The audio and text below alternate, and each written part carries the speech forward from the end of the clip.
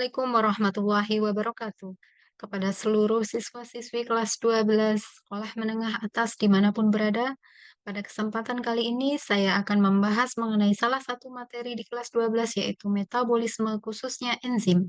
Adapun tujuan pembelajaran kali ini yaitu siswa dapat memahami peran enzim dalam proses metabolisme. Metabolisme sendiri merupakan keseluruhan proses kimiawi suatu makhluk hidup yang terdiri atas jalur-jalur katabolik atau reaksi pembongkaran dan anabolik atau reaksi pembentukan. Dalam metabolisme diperlukan adanya enzim. Enzim merupakan senyawa protein yang berperan sebagai biokatalisator, yang artinya mempercepat reaksi-reaksi biologi tanpa mengalami perubahan struktur kimia. Struktur enzim terdiri atas dua bagian, yaitu apoenzim dan gugus prostetik. Apoenzim selalu terdiri dari protein, tetapi gugus prostetik mungkin terdiri dari bukan protein.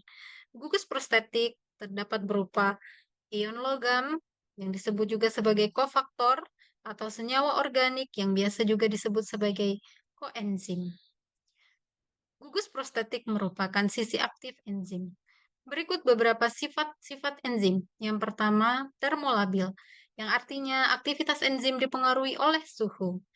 Suhu yang terlalu rendah ataupun terlalu tinggi akan menurunkan aktivitas enzim karena protein pada enzim mengalami denaturasi.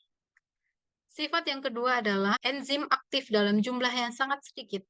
Reaksinya sangat cepat dan dapat digunakan berulang-ulang. Yang ketiga, enzim adalah katalis murni atau biokatalisator, yang artinya mempercepat reaksi-reaksi biologi tanpa mengalami perubahan struktur kimia. Yang keempat adalah kerja katalis enzim spesifik. Enzim mempunyai fungsi yang khusus. Untuk merubah zat tertentu diperlukan enzim tertentu. Sebagai contoh, untuk mengubah maltosa menjadi glukosa diperlukan enzim spesifik berupa maltase. Sifat yang kelima adalah banyak enzim yang dapat bekerja bolak-balik. Sebagai contoh, enzim maltase dapat mengubah maltosa menjadi glukosa ataupun sebaliknya, mengubah glukosa menjadi maltosa. Cara kerja enzim. Yang pertama, enzim dapat mengurangi energi aktivasi atau energi pengaktifan suatu reaksi. Yang kedua, cara kerja enzim berupa gembok kunci atau lock and key. Enzim dimisalkan sebagai gembok. Substrat adalah kunci yang berbentuk komplementer pelengkap dengan enzim atau gembok. Bagian enzim tempat substrat berkombinasi disebut sebagai sisi aktif. Yang ketiga, cara kerja enzim secara induksi pas atau induced fit. Enzim dan sisi aktifnya merupakan struktur yang fleksibel. Jika substrat berkombinasi dengan enzim, substrat menginduksi perubahan struktur sisi aktif enzim. Pada model ini, sisi aktif enzim dapat berubah bentuk sesuai dengan bentuk substratnya.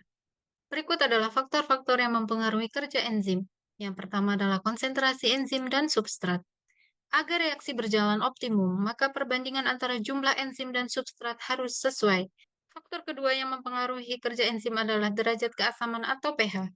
Enzim mempunyai pH optimum. pH optimum berbeda-beda tergantung jenis enzimnya. Enzim mempunyai gugus ionik yang dipengaruhi pH lingkungan. Jika gugus tersebut merupakan sisi aktif, maka perubahan gugus tersebut dapat mempengaruhi fungsi enzim sehingga sisi aktif enzim terhalang bergabung dengan substratnya.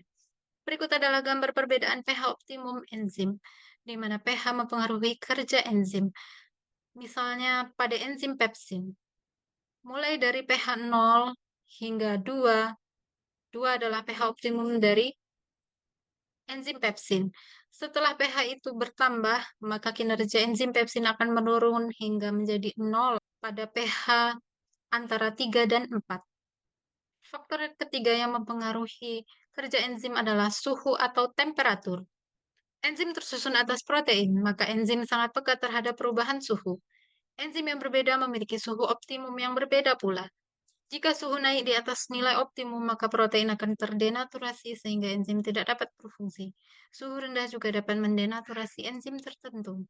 Faktor yang keempat yaitu inhibitor enzim. Cara kerja inhibitor yaitu berikatan dengan enzim membentuk kompleks enzim inhibitor. Ada dua jenis inhibitor, yaitu inhibitor kompetitif dan inhibitor non-kompetitif.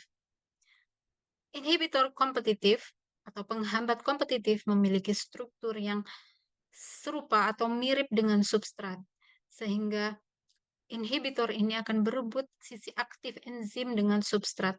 Apabila inhibitor mampu berikatan dengan sisi aktif enzim, maka tidak akan menghasilkan produk karena tidak terbentuk kompleks enzim substrat. Yang terbentuk adalah kompleks enzim inhibitor. Yang kedua adalah inhibitor non-kompetitif. Struktur dari inhibitor non-kompetitif tidaklah sama dengan struktur substrat. Karena inhibitor kompetitif tidak akan melekat pada sisi aktif enzim, melainkan berikatan dengan sisi yang lain, yaitu sisi allosterik.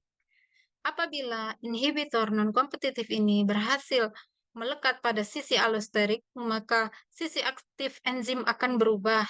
Apabila sisi aktif enzim berubah, maka substrat tidak lagi dapat berlekatan dengan enzim sehingga tidak akan menghasilkan produk. Demikianlah pemaparan tentang metabolisme khususnya enzim. Setelah kalian memahami materi ini, silahkan kerjakan tes formatif sebagai berikut. Langkah yang pertama, kerjakan soal-soal tes formatif dengan memindai barcode berikut dan mengunduhnya. Setelah selesai mengerjakan tes formatif, kirimkan hasil pekerjaan kalian ke email kittijuni76@guru.sma.belajar.id. Demikian pembahasan kita kali ini mengenai metabolisme khususnya enzim. Wassalamualaikum warahmatullahi wabarakatuh.